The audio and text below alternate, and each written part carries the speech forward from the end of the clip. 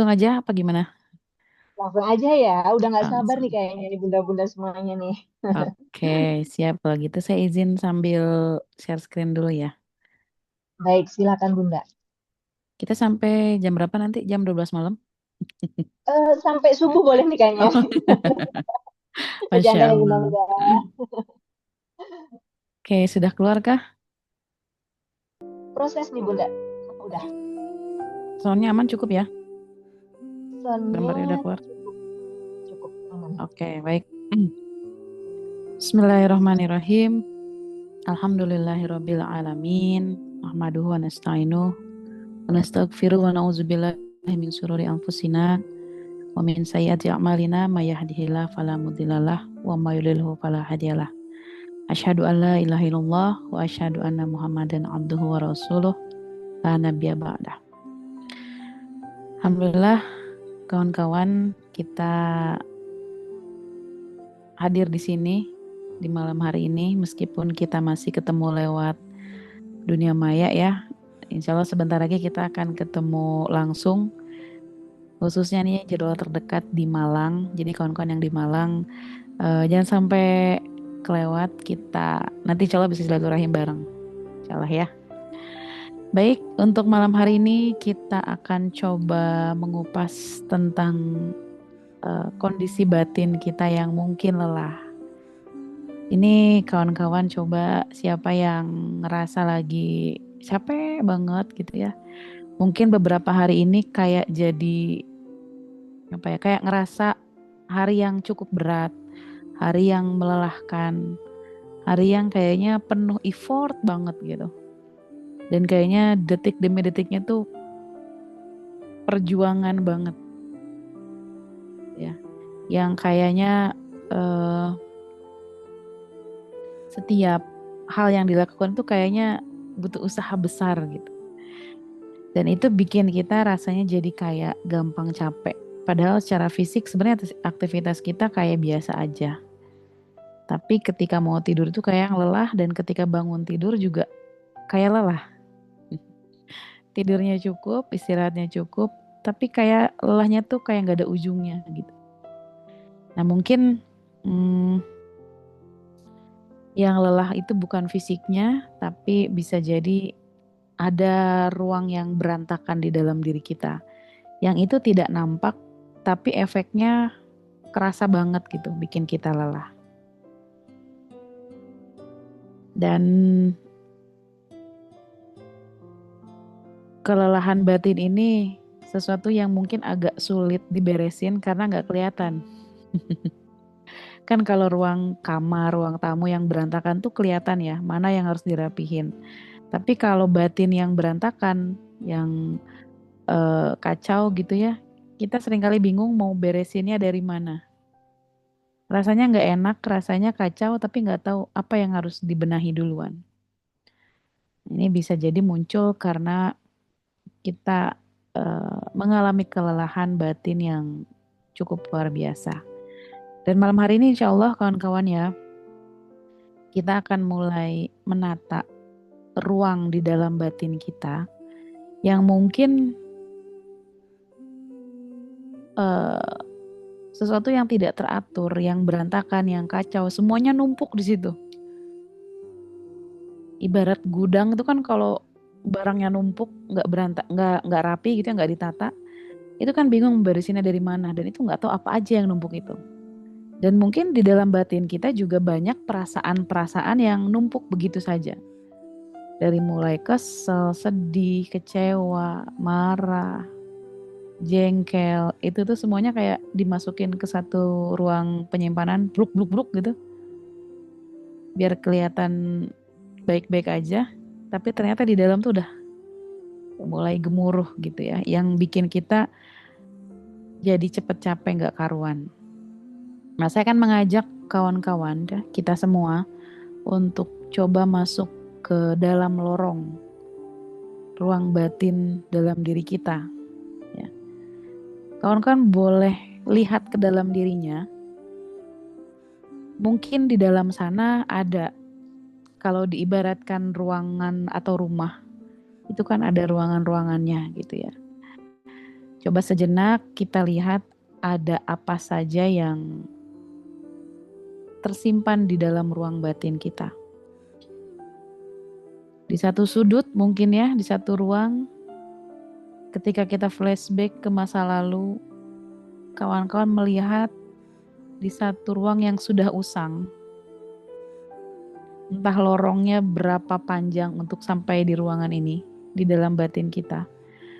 Seperti kita melihat ada bayangan tawa masa kecil kita, yang gambarnya mungkin sudah usang, tapi kita bisa melihat ada tawa riangnya. Tapi gambarnya tuh kayak udah usang. Lalu kita melihat ada di sudut lain, juga mungkin kita menyimpan amarah yang dikubur hidup-hidup.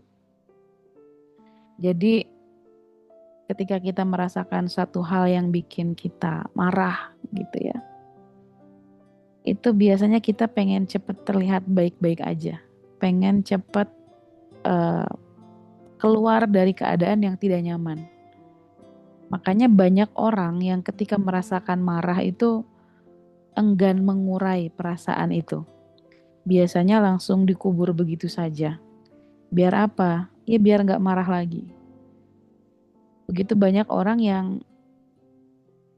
ingin cepet-cepet fase nyaman, fase fase enak gitu ya. Karena kan ketika merasakan emosi-emosi yang tidak menyenangkan gitu ya, itu harusnya pengen dihindari. Dan banyak orang yang seringkali mengubur perasaan itu.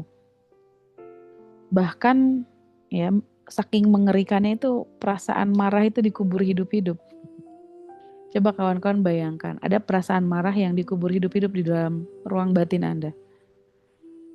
Pernah nggak sih ngerasa marah banget sama sesuatu, tapi kayak ya udahlah, dibahas juga malah jadi masalah baru. Diobrolin juga nanti malah semakin besar. Akhirnya setiap kali kecewa itu datang, marah itu datang, kita pilih untuk mengubur perasaan itu hidup-hidup. Nah, kira-kira apakah amarahnya itu menjadi tuntas, menjadi selesai, atau gimana? Ya enggak? Karena ketika kemarahan itu dipendam begitu saja, ini akan cepat memenuhi ruang batin kita dengan kondisi yang ya berantakan. Ibarat penyimpanan itu nyimpen barangnya tuh asal bluk bluk bluk bluk. Ya. Orang lain nggak perlu tahu gimana porak-porandanya kita. Dan seberapa sering kita menahan itu sendirian. Kita menyembunyikan ini di depan orang tua, di depan anak-anak. Ya, Anda mungkin yang sedang berumah tangga gitu ya. Ketika lagi ada masalah di rumah tangga, lalu misalnya orang tua datang berkunjung, bertemu, lihat ibu kita gitu ya.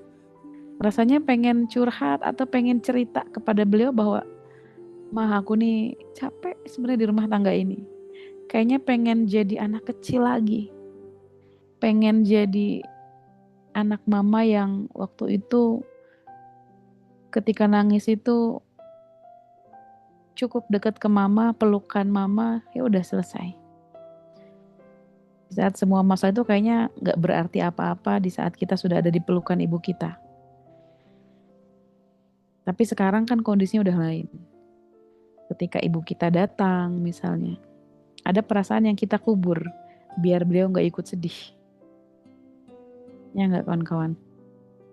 Atau mungkin seberapa sering juga kita menyembunyikan perasaan marah ini di depan anak-anak. Seberapa sering kita berusaha sekuat tenaga untuk tidak menunjukkan sampah-sampah emosi di depan anak-anak kita karena khawatir akan memberikan luka batin bagi mereka. Dan pertanyaannya seberapa kuat kita menahan itu semua? Di depan orang tua, di depan anak-anak, di depan kawan, di depan media sosial. Akhirnya semua perasaan kacau, nggak enak, nyaman, nggak nyaman, marah, sedih, kecewa, itu asal cepat ditutup rapat-rapat. Seolah-olah semuanya baik-baik aja. Ya sepintas mungkin seperti pilihan yang berani kawan-kawan ya.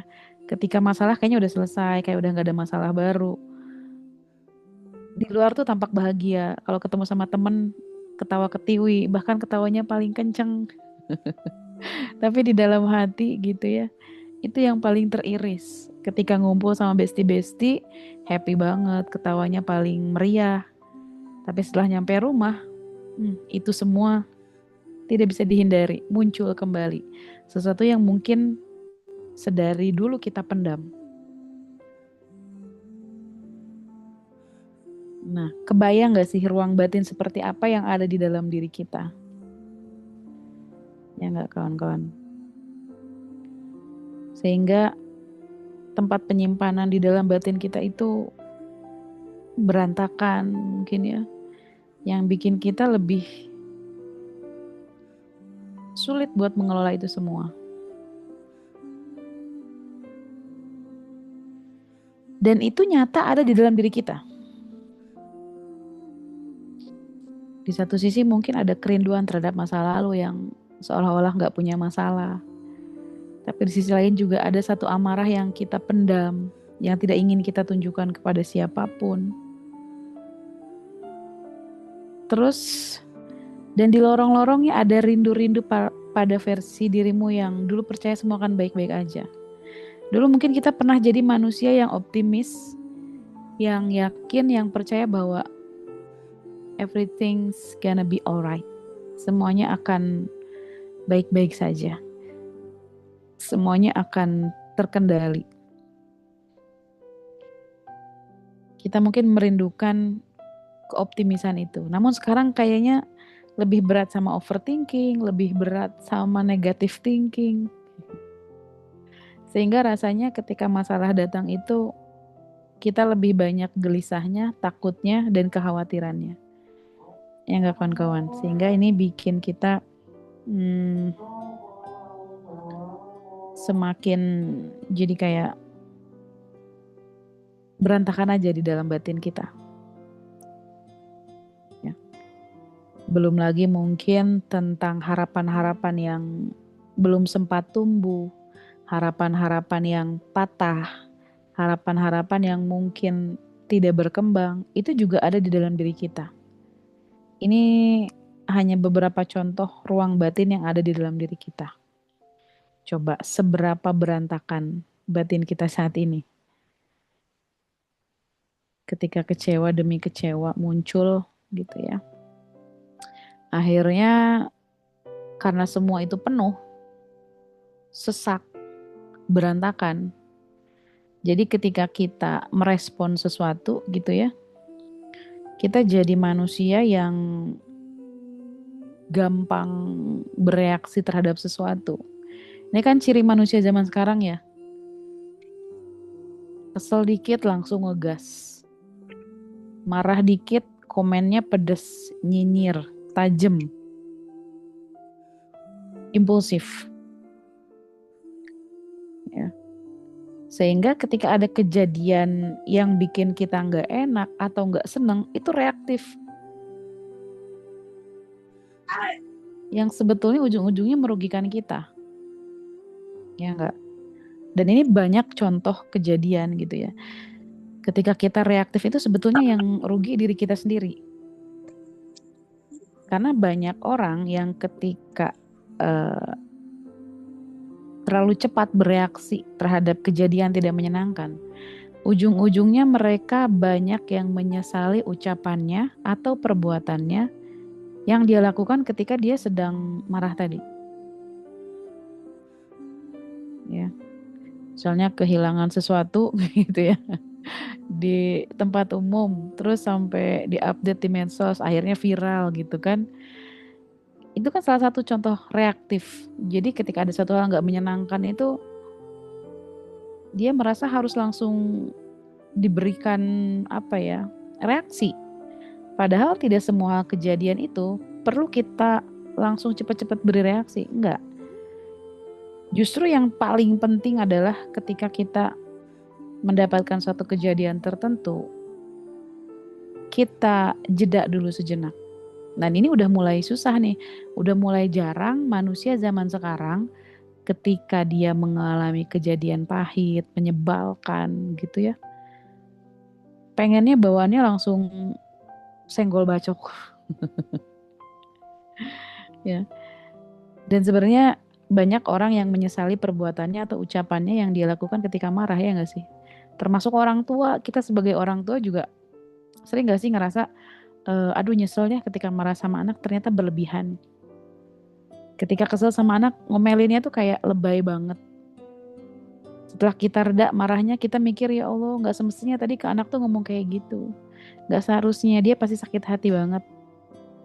Nah itu namanya kita impulsif, terlalu cepat bereaksi. Dan itu satu merugikan kita.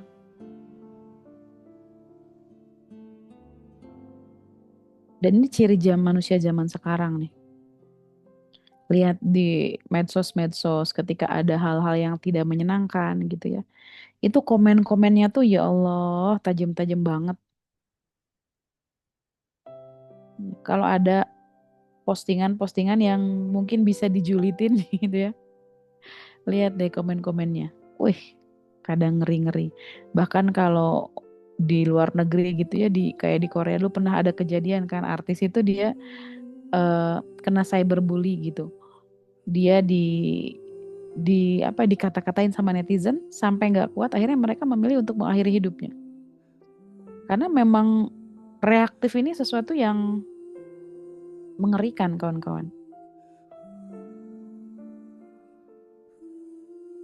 Sehingga ketika kita merasakan marah terus bereaksi, itu biasanya satu, selain merugikan diri sendiri, itu juga hal-hal yang membuat kita menyesal. Seperti apa? Seperti halnya juga dalam Al-Quran disampaikan ketika Nabi Yunus meninggalkan kaumnya dalam keadaan marah.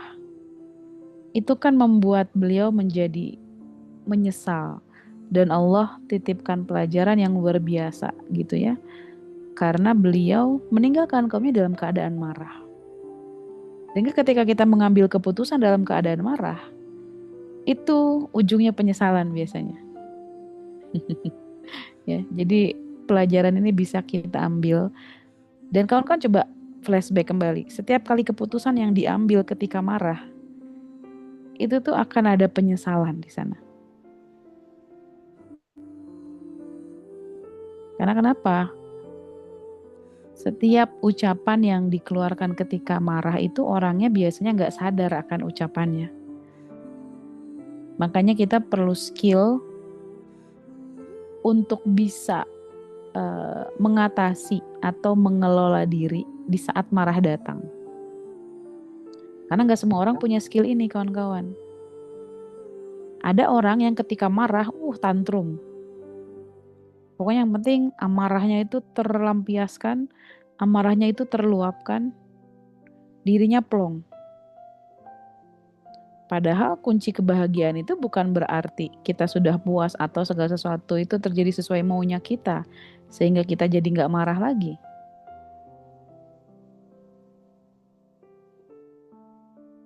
Jadi ketika kita melihat fenomena manusia zaman sekarang, itu yang sangat-sangat reaktif, itu mengerikan. Dan orang-orang yang komentarnya pedas, tajam, itu juga bisa jadi salah satu ciri bahwa memang manusia zaman sekarang ini banyak membawa sampah-sampah emosi di dalam dirinya. Sehingga ketika sampah-sampah itu penuh, dia akan tumpah-tumpah. Keluarnya lewat apa? Terlontar lewat kata-kata yang tidak baik, kata-kata yang kasar, kata-kata yang nyinyir, kata-kata yang julid. Termasuk reaktif ini juga didorong karena banyaknya sampah dalam diri kita. Sampah-sampah emosi yang numpuk dalam diri kita. Akhirnya kata-kata yang keluar itu cenderung kasar, cenderung mengintimidasi orang lain atau menyakiti orang lain. Ya, sehingga ini adalah gambaran bahwa betapa manusia zaman sekarang itu banyak sekali membawa sampah-sampah emosi ini hingga tergambar dalam perilaku impulsifnya. Gitu ya. Nah, ini kemudian nih. Ketika tadi kita bereaksi terhadap sesuatu, mungkin kita merasakan marah. Atau ketika kita merasakan marah, sebetulnya ini kita marahnya itu sama apa sih atau sama siapa sih? Yang pertama, apakah marah kepada peristiwanya, kejadiannya, atau sebenarnya kita ini marah sama diri sendiri? Nah, coba kawan-kawan. Ya. Seringkali kita ini marah. Apakah marah kita ini kepada peristiwa atau kepada diri sendiri? Misalnya nih, saya gambarkan ada dua keadaan. Yang pertama, misalnya ya, Anda di kantor lagi mau ada proyek baru dan Anda yang memimpin proyek ini misalnya. Kata bos, kalau misalnya Anda goal di proyek ini, maka akan dapat hadiah, misalnya jalan-jalan ke luar negeri ya. Jalan-jalan wisata kemana gitu ya, plus uang tunai. Nah, itu kan tawarannya menggiurkan ya. Sehingga Anda tuh semangat sekali untuk bisa berhasil dalam proyek ini. Hingga singkat cerita, setelah Anda bekerja keras dengan tim yang lain, ternyata proyek itu berhasil. Oh, kebayang ya senangnya kayak apa gitu kan. Selain juga dapat keuntungan, Anda juga dapat bonus-bonus yang ditawarkan oleh bos tadi. Hati kita kan pada saat itu senang, ya enggak? Gembira, bahagia dan sebagainya. Lalu ketika dalam kondisi hati yang menyenangkan seperti itu, Anda pulang ke rumah dengan wajah yang sumringah. Meskipun mungkin di jalan lagi macet, tapi wajah tetap senyum. Karena kenapa? Baru dapat bonus. Kebayang ya? Meskipun mungkin jalannya padat gitu ya, Anda udah lelah, pulangnya malam, tetap dengan wajah tersenyum. Lalu ketika nyampe rumah, lihat anak-anak lagi lari-lari main, seneng rasanya ya. Hati bahagia, lapang gitu, anak-anak sehat. Terus ketika mereka main, misalnya anak-anak, ada salah satu anak yang menumpahkan gelas misalnya. Ketika itu terjadi, karena hati Anda lagi lapang, Anda nggak terlalu terpengaruh terhadap kejadian anak yang numpahin gelas tadi. Paling respon kita mungkin hanya, hati-hati dong dek, gitu ya, udah kita beresin lagi. Gitu ya, kamu nggak apa-apa kan, nggak kena berdarah misalnya gitu. Nah itu peristiwa pertama. Hati kita lagi seneng, terus ada kejadian gelas tumpah, itu kita meresponnya dengan biasa aja. Tapi kalau misalnya saya kasih contoh, ada peristiwa yang kedua. Ketika tadi Anda memimpin proyek, ternyata proyek itu gagal. Dan ternyata kegagalan itu dilakukan karena ada kekurang telitian salah satu tim Anda yang sudah Anda ingatkan berkali-kali agar berhati-hati untuk di perhitungan itu misalnya. Tapi ternyata dia nggak dengar. Akhirnya proyeknya gagal dan Anda nggak jadi dapat bonus. Sebetulnya masalahnya sepele sekali dan dapat diminimalisir. Tapi ternyata proyeknya gagal. Gimana perasaan Anda pada saat itu? Ya, tentu kecewa, marah, ya nggak kesel atau mungkin jengkel. Lalu dengan hati yang patah seperti itu, kondisi udah capek seharian, Anda pulang malam di jalan lagi macet. Kira-kira bagaimana wajah kita, kondisi kita? Ya tentu aja nggak enak, nggak nyaman gitu kan. Terus ketika di jalan macetnya lama banget, nggak nyampe-nyampe rumah, Anda makin kesel. Ketika nyampe rumah, kondisi hati lagi capek, lagi marah, kecewa. Ketika buka pintu, lihat anak-anak lari-lari. Waduh, kira-kira gimana perasaannya? tentu saja tambah tidak menyenangkan ya. Kalau yang sebelumnya ngelihat anak lari-lari itu kayak bersyukur gitu mereka sehat. Tapi sekarang di kondisi yang kedua, lihat anak lari-lari itu pasti pusing. Badan lagi capek, ya proyek gagal, nyampe rumah anak-anak ribut, berisik. Apalagi ternyata ketika ada satu anak yang ngejatuhin gelas tadi, treng, sampai pecah gelasnya. Kira-kira bagaimana respon Anda ketika ada di peristiwa yang kedua itu? Ketika gelasnya tumpah, apalagi sampai pecah. Apakah kalimat-kalimat yang keluar itu kata-kata yang baik dan lembut kepada anak-anak? Atau kira-kira kata-katanya, udah kebayang ya, tumpukan-tumpukan sampah yang ditahan dari pagi itu bisa jadi keluar semua dan tumpah ke anak-anak. Ya. Nah, jadi pertanyaan saya adalah, ketika kita melihat dua peristiwa tadi, yang pertama dan yang kedua, sebenarnya ketika kita marah itu, kita marah sama peristiwanya, pada peristiwa gelas tumpah, atau sebenarnya marahnya itu kepada diri sendiri sih? Ya enggak? Ketika kita melihat sama-sama peristiwanya adalah gelas yang tumpah. Tapi yang berbeda adalah kondisi batin kita. Sehingga ketika kita melihat suatu peristiwa yang sama, tapi kondisi batin kita lagi berbeda, itulah yang menyebabkan jadi masalah. Kalau kondisinya lagi enak, numpahin gelas itu biasa aja, nggak akan jadi masalah besar. Tapi karena batin kita lagi nggak enak, itu peristiwa numpahin gelas bisa jadi perkara yang luar biasa. Ya. Sehingga yang perlu kita sadari di sini adalah untuk pulih itu bukan tentang mengubah peristiwanya, tapi tentang bagaimana kondisi batin kita melihat kejadian itu. Ya.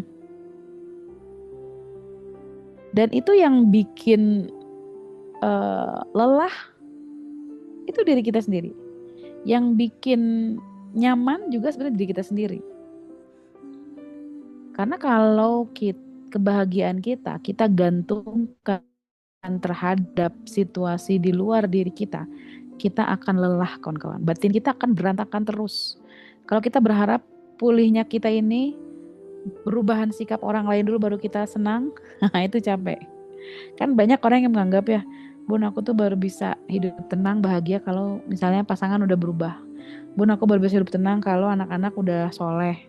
Bun aku baru bisa hidup bahagia kalau dan kalaunya itu ada di luar diri kita, bersiap-siaplah kita akan terus-menerus menelan kecewa dalam hidup. Karena kenapa? Kebahagiaan kita sumbernya dari luar, dari eksternal. Selagi kebahagiaan kita atau pulih kita ini harus ada perubahan perilaku dulu dari kondisi eksternal diri kita, maka siap-siaplah kita akan sulit pulih dari luka itu. Bun, aku baru bisa bahagia kalau suami udah berubah. Bun, aku baru bisa bahagia, tenang kalau ibu aku udah gak egois lagi. Bun, aku baru bisa jadi anak yang bahagia kalau ayah udah gak egois lagi. Bun, aku baru bisa jadi ibu yang bahagia kalau anak-anak udah pada nurut. Kalau kondisi bahagia kita itu syaratnya perubahan perilaku dari luar, nah, kita harus berbetah-betah lama-lama dengan luka yang ada. Siap-siaplah kita akan terjebak dalam rasa sakit yang bertahan lama. Karena sebenarnya yang buat kita marah itu ya bukan peristiwanya ya enggak, tapi kondisi diri kita yang belum siap menghadapi atau menerima realita.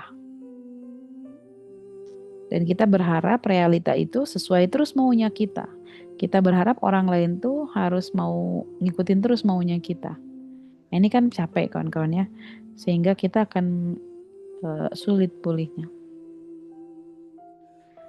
Terus masalah apa lagi nih yang banyak dihadapi oleh mungkin khususnya perempuan zaman sekarang ya?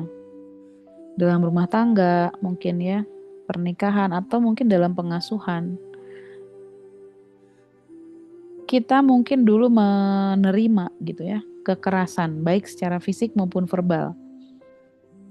Anak yang diasuh oleh orang tua yang mungkin sering memberikan kekerasan fisik atau verbal, biasanya akan menarik energi orang-orang seperti itu.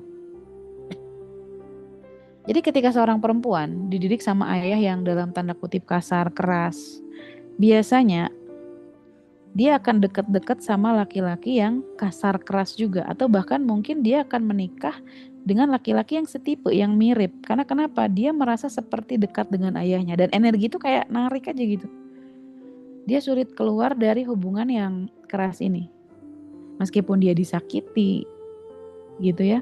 Dia kayak sulit untuk lepas. Nanti efeknya nih jadi kayak trauma bonding gitu. Jadi kayak apa ya? Sulit melepaskan diri dari rasa sakit itu. Jadi kayak narik-narik terus ke energi yang serupa. Nah, makanya coba cek ke dalam diri kita. Apakah dulu mungkin kita pernah mengalami kekerasan fisik atau verbal dari ayah gitu ya. Karena ini memang banyak kasus gitu ya. Para ibu yang ya cerita ke saya, Bun, aku tuh sebenarnya dulu nikah itu karena ingin menghindari dari sosok ayah yang begini, begini, begini. Pelarian. Aku tuh dulu cepet-cepet nikah karena nggak mau ada di rumah yang kondisinya sering ribut atau melihat ibunya mungkin mengalami KDRT oleh ayahnya. Atau mungkin banyak hal-hal yang dia nggak betah gitu di rumah sehingga dia merasa harus mencari tempat yang lain yang menurut dia bisa lebih menyenangkan dibanding di rumah. Akhirnya memutuskan untuk menikah. Nah, menikah ini kadang gitu ya, niatnya atau tujuannya belum tepat. Sehingga ketika banyak perempuan yang niat nikahnya itu untuk pelarian, dalam tanda kutip untuk menghindari kondisi orang tua yang tidak dia sukai. Biasanya itu banyak kasus dia malah mengalami case yang mirip.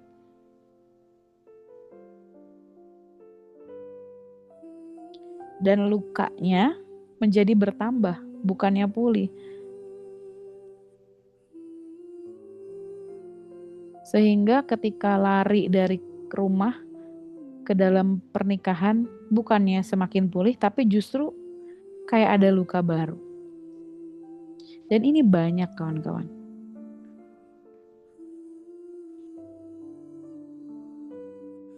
Sehingga di dalam rumah tangganya pun dia akan mengalami kondisi yang serupa, yang mirip. Dia akan mengalami juga banyak kekerasan gitu. Ya. Sehingga ini perlu dipulihkan.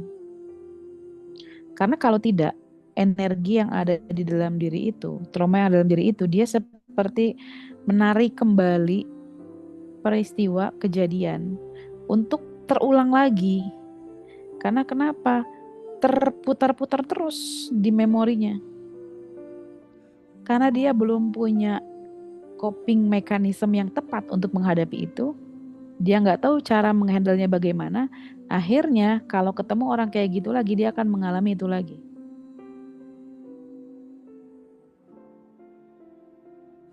Sehingga ini perlu kesadaran penuh untuk siap pulih. Karena memang banyak orang yang pengen pulih dari luka, bahkan dari trauma, tapi sedikit sekali orang yang berani menemui lukanya. Kan aneh ya, pengen sembuh, pengen pulih dari lukanya, tapi buat menemui lukanya tuh kayak enggan, lebih memilih dikubur dalam-dalam. Udah nggak usah bahas-bahas lagi, udah nggak usah ungkit-ungkit lagi. Ya, sehingga mereka memilih kabur dari lukanya, berlari, menghindari. Padahal yang namanya luka kalau mau disembuhkan ya harus ditemui mau nggak mau. Memang sakit, memang nggak enak. Tapi perlu kita hadapi. Banyak orang yang pengen pulih dari trauma, dari luka, rasa sakit dan sebagainya. Tapi ketika di-trigger sedikit tuh kayak ketriggernya tuh, wah, banyak orang yang belum tahu bagaimana menghandle-nya. Ini ya kawan-kawan, kalau di kelas spiritual motherhood ya, di kelas offline, itu ketika banyak peserta yang mereka itu ke-trigger sama sama trauma-traumanya. eh Ketika proses rilis itu luar biasa ya. Ada yang bahkan sampai muntah-muntah, dan muntahnya juga bukan muntah biasa gitu ya. Bahkan juga sampai darah gitu muntahnya. Karena kenapa? Terlalu lama banyak hal yang dipendam, yang dia ingin sembunyikan dari semua manusia. Itu Masya Allah luar biasa. Coba deh lihat di situ. Kalau di dalam kelas itu kelasnya yang brutal-brutal ya. Jadi apa ya, banyak banyak emosi yang terpendam selama ini, yang tertahan atau sengaja ditahan. Akhirnya ketika di kelas itu ditumpahkan, itu menjadi sesuatu yang Masya Allah luar biasa. Ya. Bun, gimana caranya biar semua tiap unek-unek di hati bisa dikeluarin? Nah, salah satunya ada di kelas spiritual motherhood kawan-kawan ya. Untuk kawan-kawan yang di Malang, insya Allah terdekat di pekan ini, tanggal 14. Di hotel apa ya? Santika ya kalau nggak salah. Jadi mudah-mudahan kita bisa ketemu bareng ya. Nah, terus juga nih dampaknya sama narkotika. Kawan-kawan, eh, saya mendapatkan data gitu ya untuk di daerah sekitar Bandung Raya di awal tahun 2020-an. Dapat data dari BNN, ternyata grafik tertinggi pengguna narkoba itu dimenangkan oleh emak-emak. Coba, kaget banget saya ketika lihat data. Ternyata pengguna narkoba grafik tertingginya dimenangkan oleh emak-emak. Ada apa dengan emak-emak di Indonesia? Ya mungkin ini hanya sebuah sampel di satu kota di Jawa Barat gitu ya. Akan tetapi ini bisa menjadi apa ya, gambaran yang lebih luas lagi. Banyak juga kan para tokoh, ya artis, yang ternyata mereka juga sama menggunakan, terlibat sampai obat-obatan terlarang seperti ini. Ketika ditanya, kenapa sih bisa sampai terlibat narkoba? Padahal keuangan cukup, suami baik. Gitu ya. Setelah ditanya ternyata artis itu bilang apa? Saya stres. Stres apa kalau dipikir-pikir gitu ya? Uang banyak, kerjaan tinggal nunjuk, tapi masih bisa stres juga.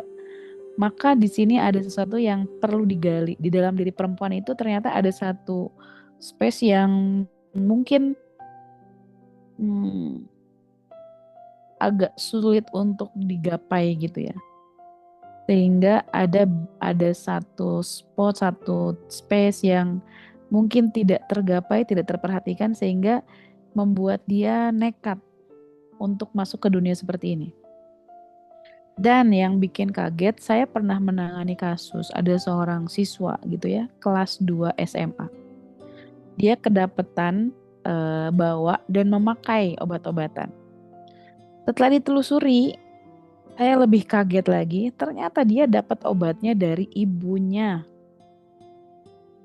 Wah, ini kan aduh gimana ceritanya? Ibunya sendiri yang mencekoki anaknya gitu loh. Ya Allah. Ini kan gimana gitu? Kok bisa seorang ibu bisa menjerumuskan anaknya sendiri dengan obat? Ya Allah. Sehingga ada pertanyaan lagi. Ada apa dengan perempuan Indonesia saat ini? Kok sampai segitunya? Ya. Ini real kawan-kawan. Nah, kenapa sih perempuan itu lebih rentan terhadap stres?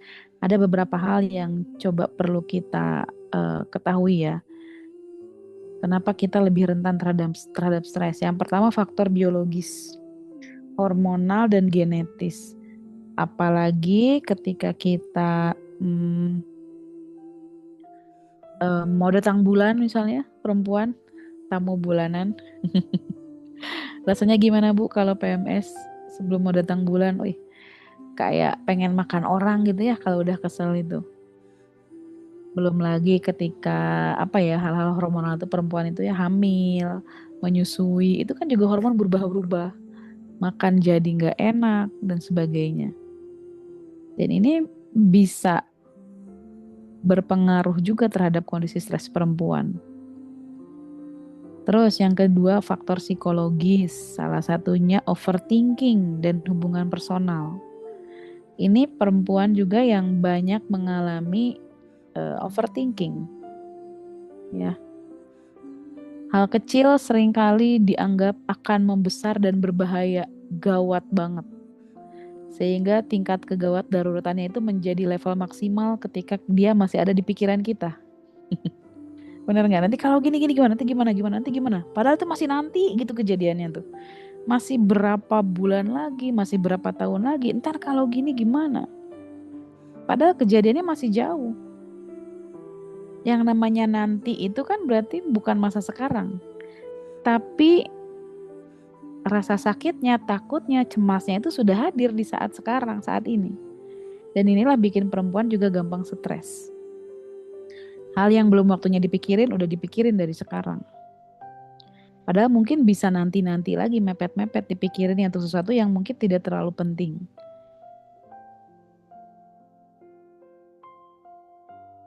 Sehingga kalau ada kejadian kecil gitu ya, bisa menjadi luar biasa besar dalam pikiran perempuan.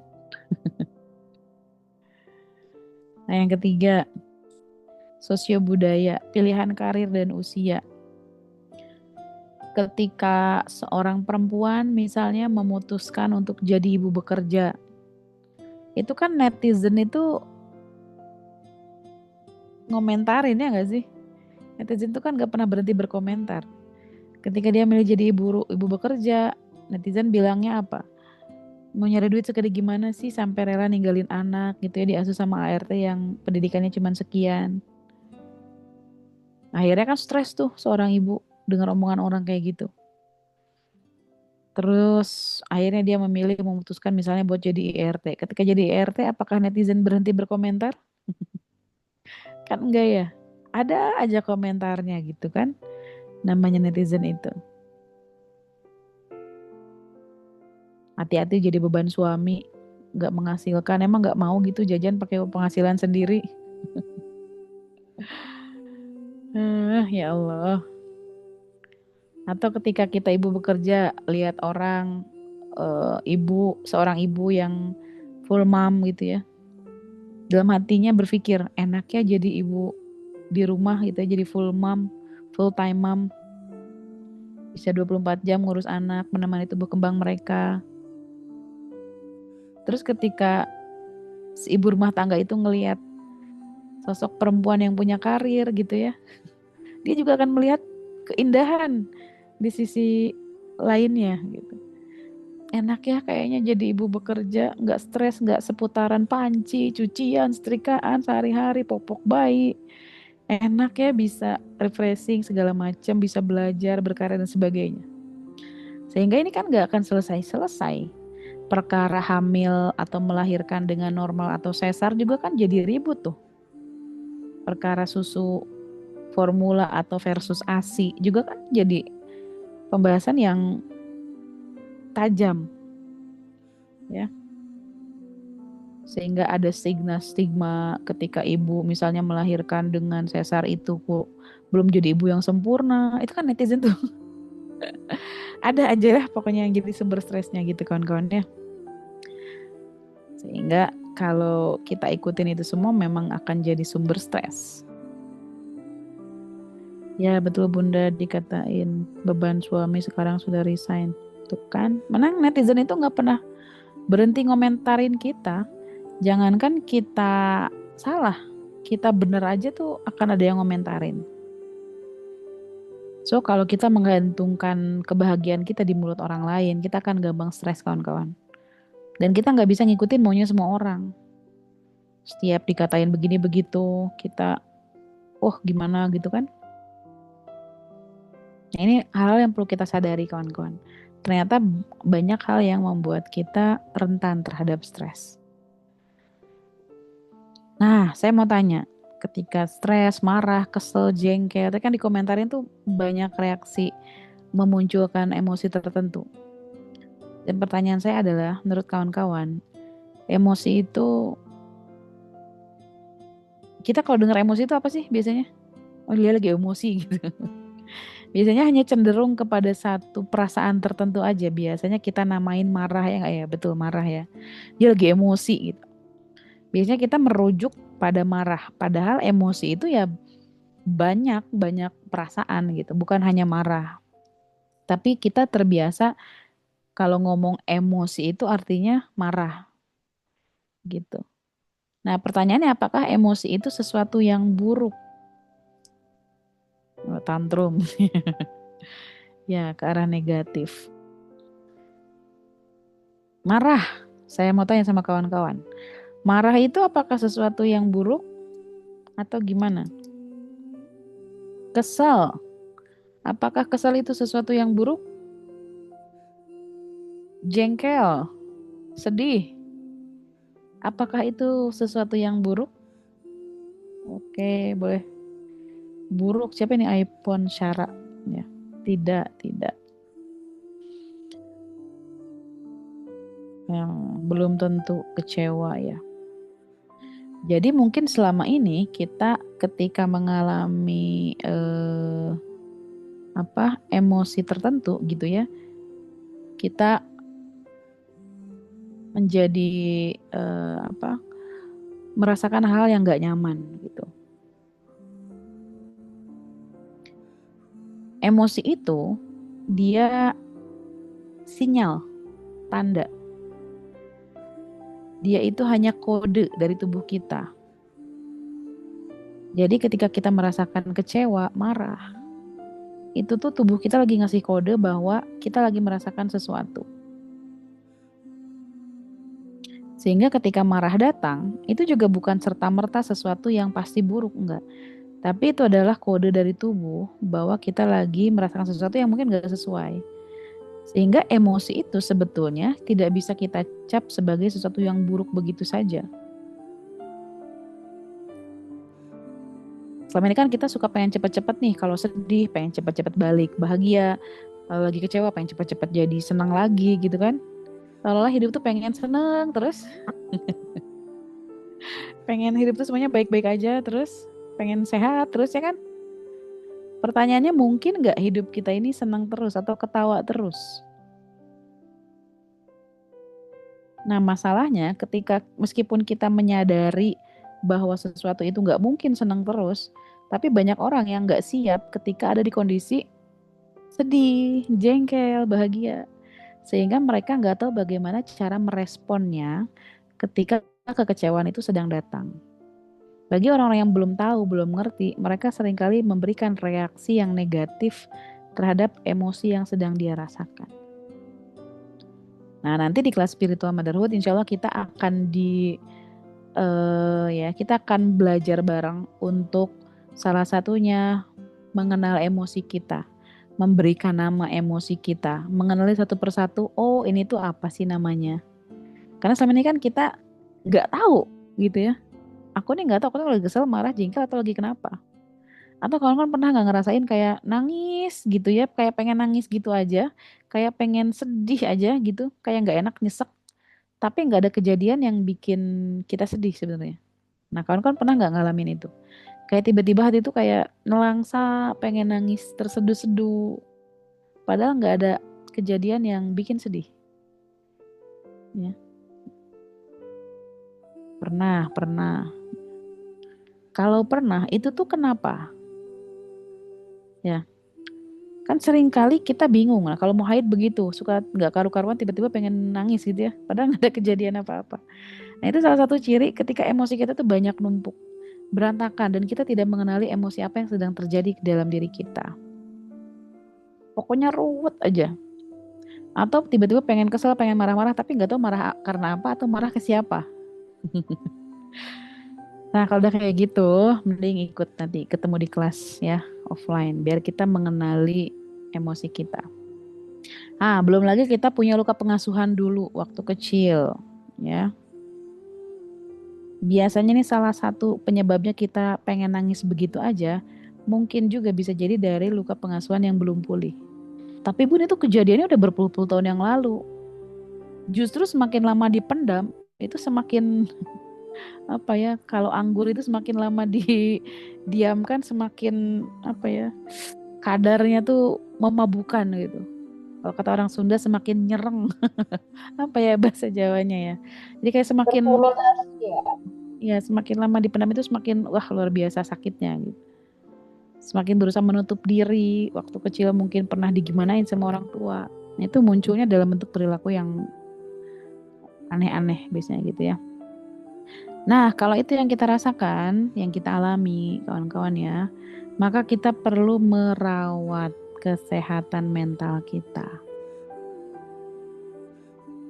Ketika mengalami rasa sakit, mengalami kekecewaan, itu tidak perlu buru-buru harus dibuat sembuh, dibuat kondisi netral lagi.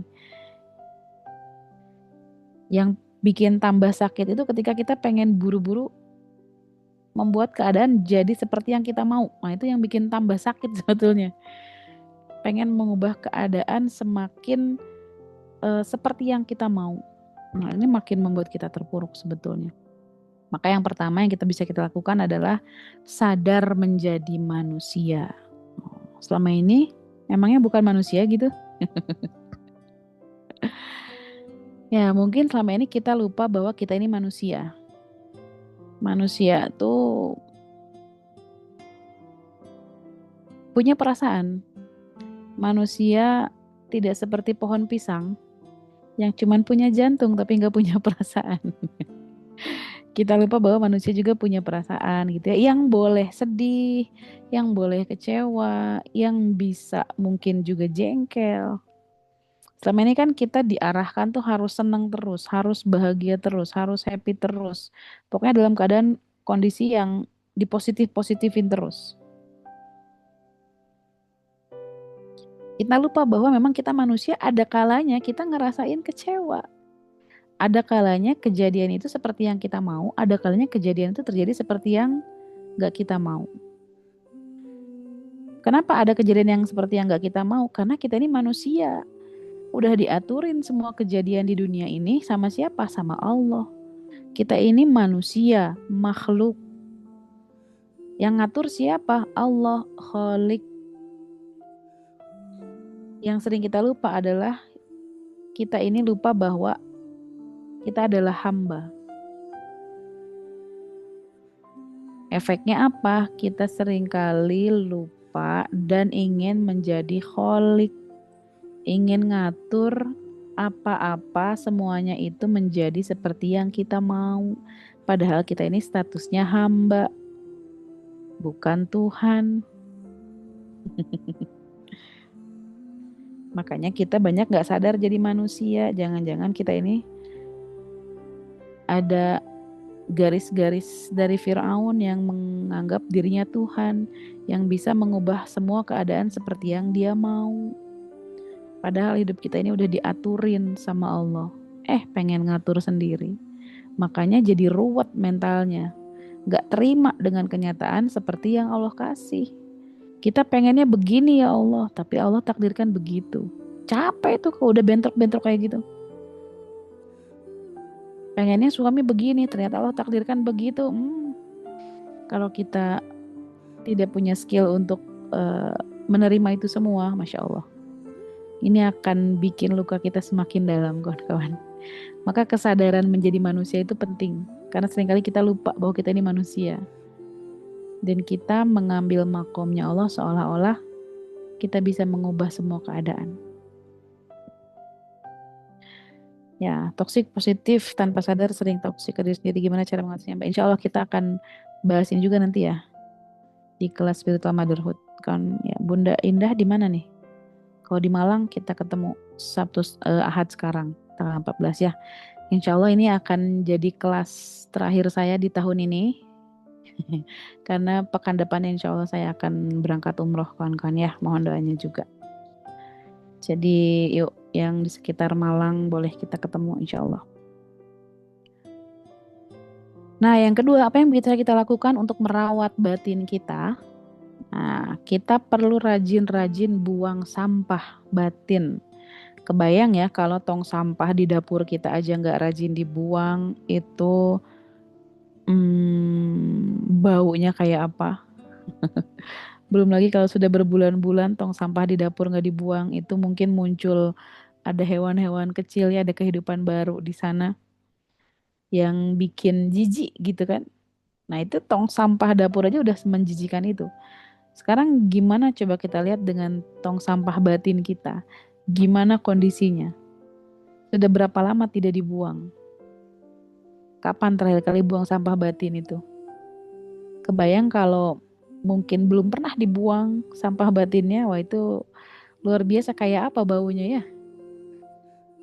Sehingga semua kemarahan, kejengkelan itu numpuk di dalam diri kita dan bikin batin kita tuh berantakan, gak karuan. Gak heran makanya reaksinya itu kayak apa ya? Ya yang gampang tantrum. Ciri-ciri kalau di dalam diri kita banyak sampah batin yang perlu dibuang, salah satunya yang pertama kalau bicara ngegas. Ditanyanya sederhana, simple atau biasa aja. Tapi jawabannya misalnya gitu ya. Nah, itu ciri-ciri.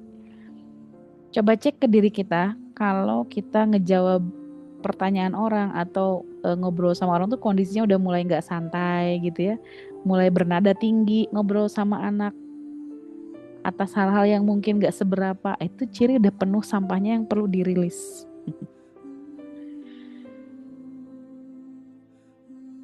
Itu salah satu ciri kita udah perlu buang sampah batin. Kawan-kawan pernah nggak ketemu orang yang dia kalau bicara itu nyelekit, tajam, pedes, ketus. Kadang kalau bicara itu kayak nggak pakai filter, nggak mikir lawan bicaranya itu kesinggung atau nggak dengan kata-kata dia. Asal jeplak aja, beletak-beletuk, beledak-beleduk, jegar-jeger gitu loh kalau bicara tuh. Asal jeplak aja. Nah orang kayak gitu, itu salah satu ciri yang penuh tuh sampah batinnya. Ya, ada bunda langsung cemplung. Apa itu langsung cemplung? Ya, nggak mikir dulu gitu. Kalimatnya tuh kasar, nyinyir, julid. Atau yang paling gampang gini deh, lihat komentar-komentar netizen di media sosial. Kalau ada hal yang apa ya dalam mungkin kejadian yang ya kalau kata anak zaman sekarang minta dihujat gitu loh kejadiannya. Itu baca komen-komennya itu. Oh, Masya Allah kalau hujatan-hujatannya tajam, itu ciri-ciri orang yang sampah batinnya penuh. Semakin kasar, semakin nyelekit, itu rasanya semakin puas gitu. Karena kenapa di dalam dirinya juga penuh sama sampah. Makanya ucapan-ucapan yang keluar juga ya isinya gitulah, nyinyiran, julitan-julitan. Bagaimana cara membuang sampah batin? Nah, insya Allah kita healing ikuti kelas spiritual motherhood kawan-kawan ya. Karena perlu dijelaskan dulu, dibangun kerangka berpikirnya secara utuh dulu. Karena kalau disebutkan sekarang ya mungkin kita bingung apa sih gitu doang. Pasti nggak akan masuk karena ini perlu dibangun dulu kerangka berpikirnya agar bisa sampai ke sana gitu. Nanti insya Allah akan diinfo ya.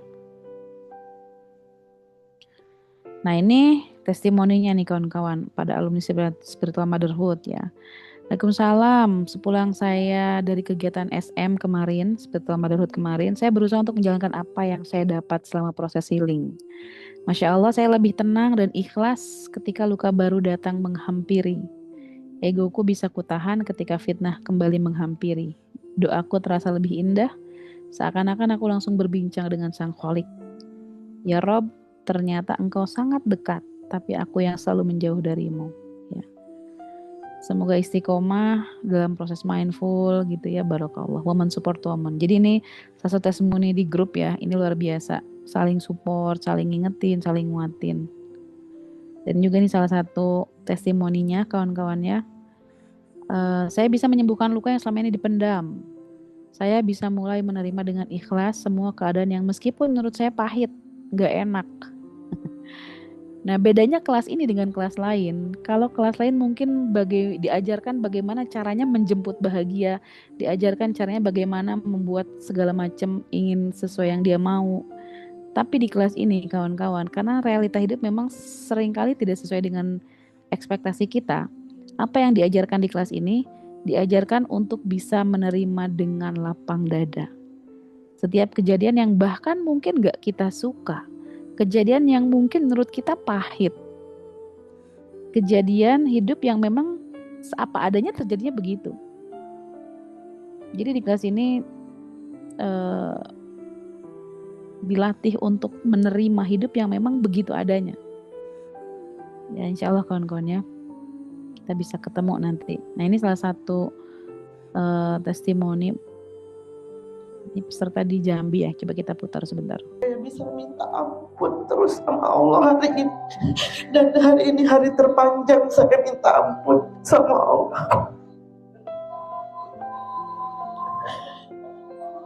Kelas ini penting banget untuk semua perempuan. Hari ini bisa berteriak, bisa melepas semua yang menjadi beban, menjadi kelelahan. Dan ini perdana seumur hidup saya lakukan. Syukran Kak Sin, seluruh panitia, Bunda Ambar. Terima kasih juga semua teman-teman yang Masya Allah tentunya pasti menjadi inspirasi juga. Karena bela-belain saya lihat, saya kenal. Ada yang Bunda Hussein, ada Bunda Yusnita. Mereka saja mau hadir di kelas ini, apalagi saya. Dan yang paling penting adalah ternyata hari ini hari pertama saya merasakan yang namanya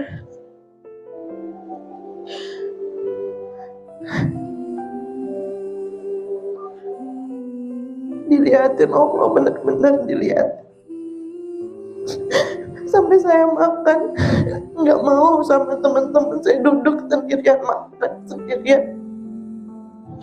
Saya jadi belajar, oh ini yang namanya mindful ya Allah. Betapa nikmatnya ya Allah, betapa nikmatnya makan dilihatin sama Engkau. Betapa nikmatnya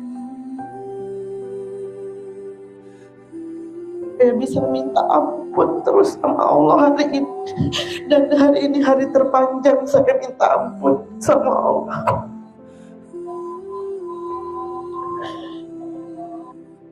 Saya bisa minta.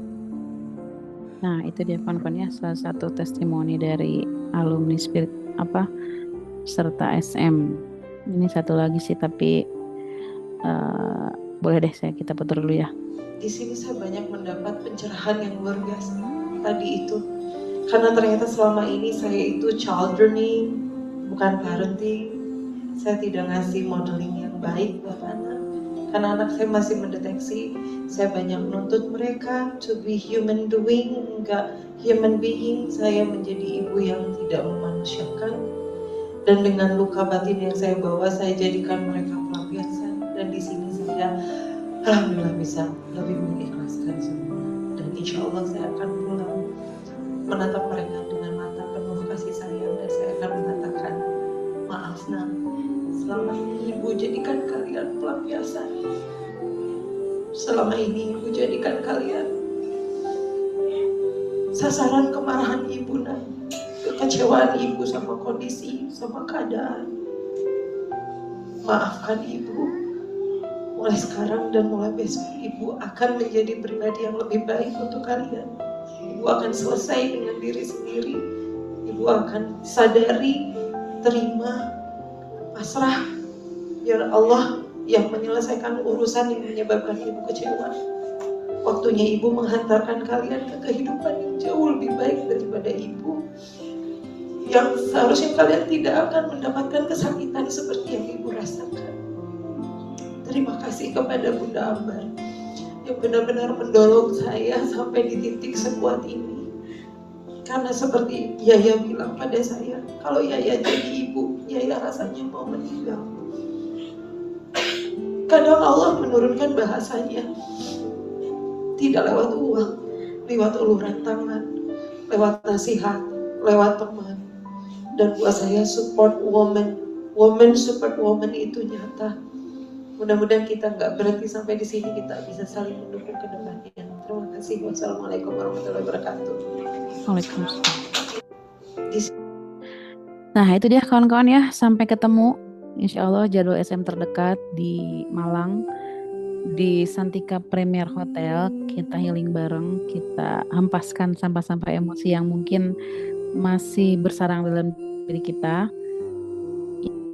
Yang di sekitaran Malang mungkinnya Surabaya, terus yang deket-deket situ boleh kita ketemu insya Allah. Hari Sabtu saya berangkat dari Bandung, kita ketemu dan rawat kesehatan mental kita gitu. Alhamdulillah sudah jam 8 kawan-kawan ya. Mungkin kalau masih ada waktu boleh ada pertanyaan kalau masih memungkinkan ya, tapi kalau enggak ya boleh menyesuaikan insya Allah. Saya kembalikan lagi ke Ibu MC. Fadol, Mbak. Baik, Masya Allah, luar biasa. Terima kasih Bunda Ambar atas untayan hikmah yang menenangkan. Rasanya seperti diajak pulang ke dalam diri sendiri kayak gitu ya. Dan dipeluk oleh rahmat Allah, Masya Allah, luar biasa. Dan sekarang kita masuk ke sesi tanya jawab. Oh, tapi tadi udah banyak, ada beberapa pertanyaan di kolom chat yang sudah dijawab ya oleh Bunda Ambar. Karena keterbatasan waktu mungkin ya jadi yang diingatkan oleh panitia. Bagi yang ingin memperdalam perjalanan ini, jangan lupa ya, kelas spiritual motherhood bersama Bunda Ambar tanggal 14 Desember di Malang. Semoga Allah memudahkan bagi siapapun yang berniat hadir. Alhamdulillah, acara kelas spiritual motherhood bersama Bunda Ambar nanti